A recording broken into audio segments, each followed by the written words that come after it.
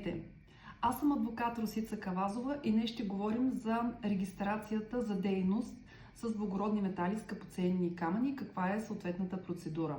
Ако планирате бизнес с злато, сребро или скъпоценни камъни, независимо дали ще отваряте бижутерия, заложна къща или ще се занимавате с преработка, законът е абсолютно категоричен. Без регистрация в Министерството на икономиката, дейността ви е незаконна. Процедурата е изцяло документална. Подава се заявление по образец до министъра на икономиката.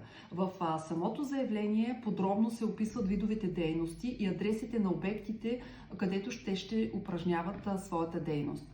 Много важно е управителите на фирмата да не са осъждани, като при одобрение лицето се вписва в публичният регистър и получава официално удостоверение за регистрация, без което удостоверение дейността е незаконна.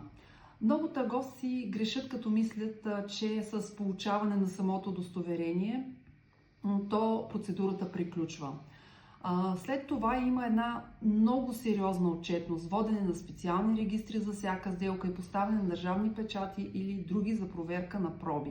Глобите или пропуските могат да бъдат доста високи. Вие бяхте с мен адвокат Росица Кавазова.